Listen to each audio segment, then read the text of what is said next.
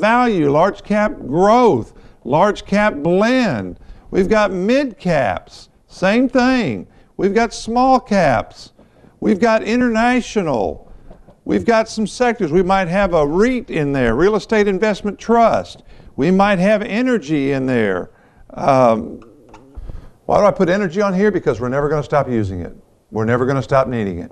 Why did I put a real estate investment trust up here? Because land is not being made anymore. So those two commodities are always going to be in need. And then we get into another part. We get into fixed investments. We get into bonds. And these can be long-term bonds, mid-term bonds, short-term bonds. Then we can have corporate bonds. We can have government bonds. We can have cash. We can have money market.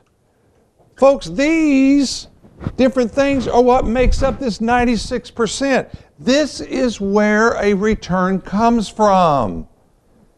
It's not that hot stock tip that Uncle Joe told you about.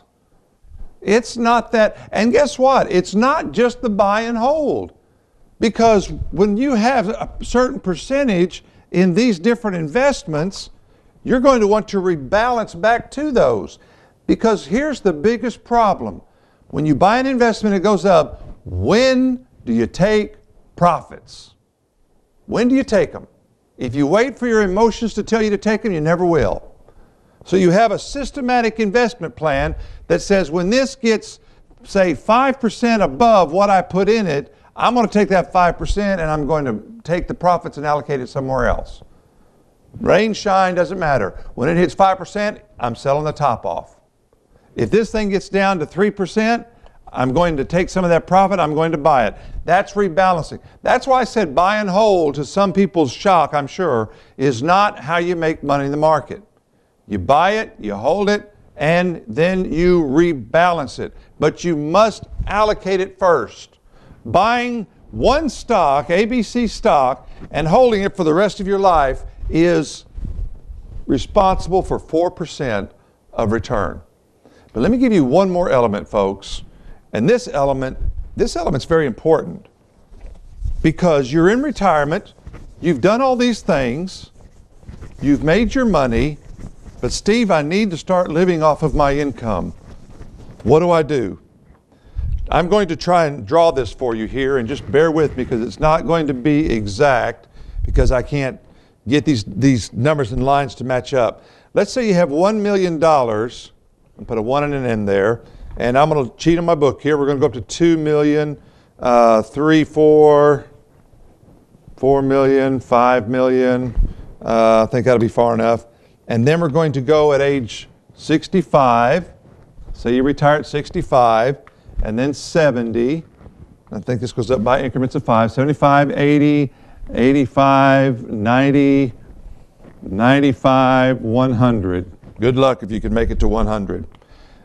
Folks, get ready for this because this is absolutely just as important as the allocation part.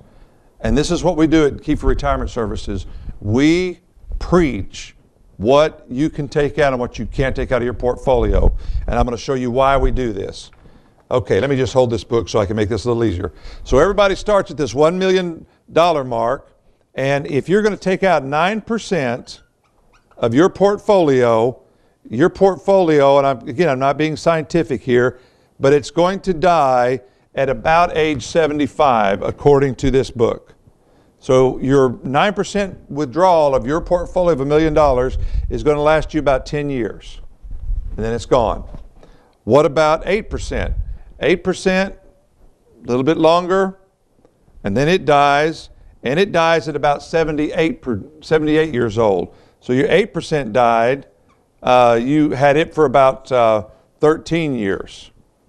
Let's keep going. Let's go down to 7%. 7%, a little bit better, but it dies, 7%, when you're about 80 years old. So you got 15 years out of your 7% withdrawal, and then it dies. These are studies that have been done over and over and over again, folks. What about 6%? Man, maybe 6% is the answer. 6% will take you out a little longer, but 6% dies when you're about 85 years old. So now you've had 20 years of income at 6% of $1 million, and you are now out of money. Well, let's take 5%. Steve, where are we going to go with this thing? 5% is going to get you out a little farther. 5% will take you to about 91. So if you take out 5%, you're looking at about from 65 to 90, 91 years before you run out of money. Here's the key, folks, 4%. And again, I'm not being real scientific here, but I'm following this chart. 4%, based on studies done of a portfolio that's well allocated and doesn't draw out more than 4% a year, never runs out of money. So there you have it. How do you make money in the market? You have a well-diversified portfolio that you rebalance. And how do you keep that money that you make?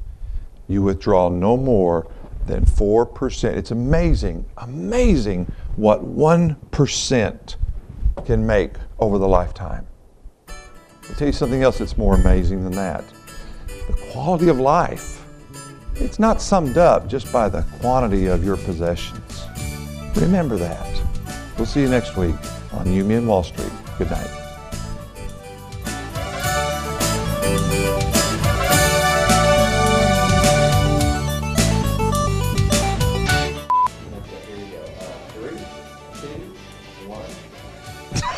You can't do that. Did you see what he did? He goes, you can't do that to me. We'll find out tonight.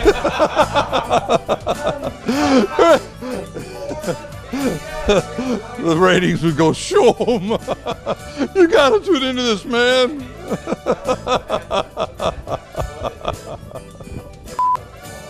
Yeah, the behind the scenes stuff.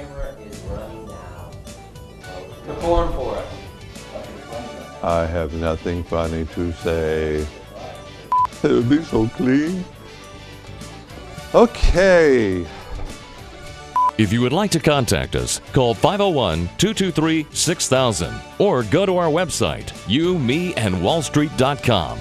We'll see you next week for another edition of You, Me, and Wall Street.